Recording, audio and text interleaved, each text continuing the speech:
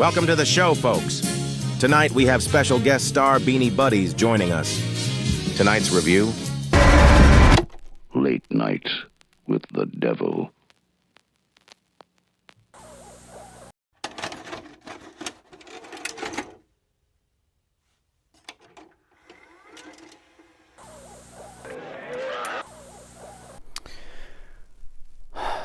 Yep.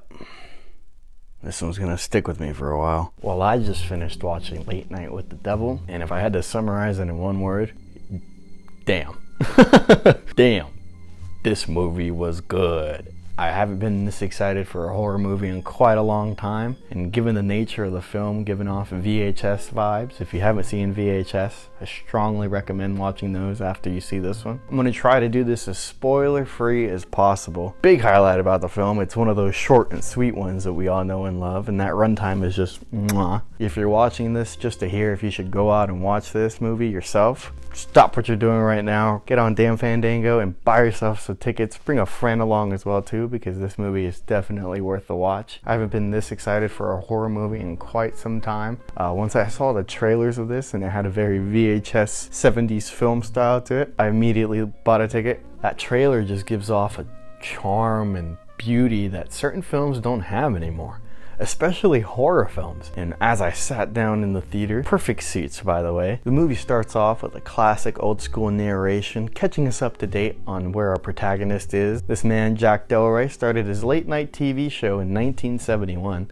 and for 6 years up to 1977, he's been killing it in ratings. He's got the wealth, he's got the fame, but he reaches a point where now that the views are declining, he isn't the famous star that he once was, thus leaving us on the date that the film takes place on, Halloween night, 1977. Since this man is so desperate for views and clicks and he needs to get the clout, this man is planning to summon demons or the devil himself live on his late night talk show.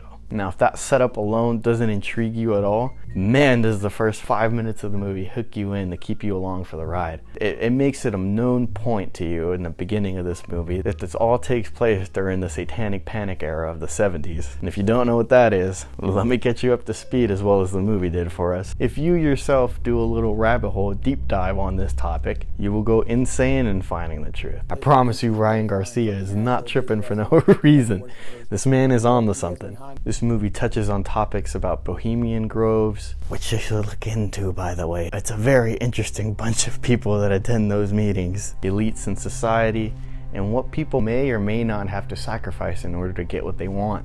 That wealth and fame does come at a cost. And that plops us in perfectly into our setting. It is Halloween night, 1977. During the course of our movie, our protagonist, Jack, has a couple guests on to add some flavor into the main course that we're going to dive into about halfway. At first we have on a psychic, or a medium if we will, and he talks to the dead, and he's essentially trying to show everyone that yes, he can in fact talk to the dead, and two, that there is an afterlife where he can communicate to the dead from. We have another guest who is a skeptic. He doesn't believe in the supernatural whatsoever. It's really interesting to see that back and forth go on in the middle of the film, because it leaves us watching the film thinking, well, shit, am I watching something that's true, or am I just being deceived, just like this guy's implying? But man, once we get our third guest on, we got Dr. June and Lily, and man, the shit hit the fan as soon as these two come out. Because once shit hits the fan, it's everywhere.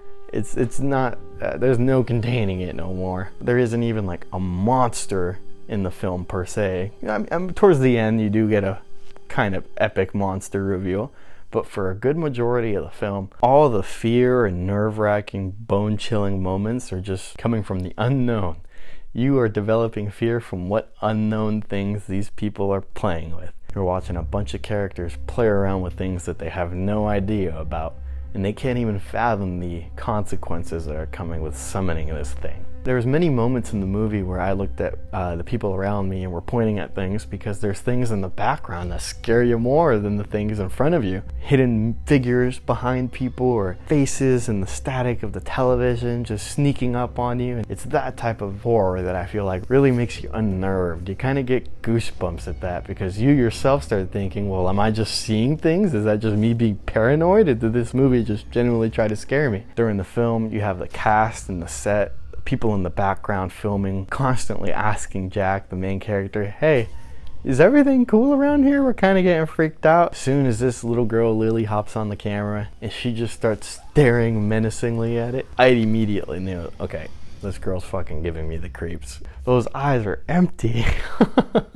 How can someone look so innocent yet demonic at the same time? And that, added with the tug of war going on with the skeptic and the psychic, makes for an interesting blend for a live studio audience to see. There's no jump scares in this movie. There's no cheesy cop-outs to try to get a good one out of you. Every time I felt fear and or chills from this movie, it was from the unknown, from not knowing what was coming next, and I felt like that is the sign of a good horror movie. The company that worked on this film that I had no idea about was Shudder, the scary movie streaming service. And funny enough, the trailers before the movie started showed a lot of Shudder upcoming exclusives. And well, if they're of this caliber and of this quality, sign me up for all the other Shudder films too, because this is the first Shudder movie I've seen. And if they're packing heat like this with every film that they release, I'm in. Sign me up for that 1 month trial, baby. I haven't looked at the budget of this movie, but I can guarantee you it's gonna make its money back. And then some. If this video I'm uploading gets a little Wikipedia paragraph of Bohemian Grove underneath it, heck, I've made it. I made it big, y'all. By the end of this movie, you're gonna feel like you're coming off an emotional roller coaster. Cause like I said, damn, this movie's good. But yes, go watch this movie.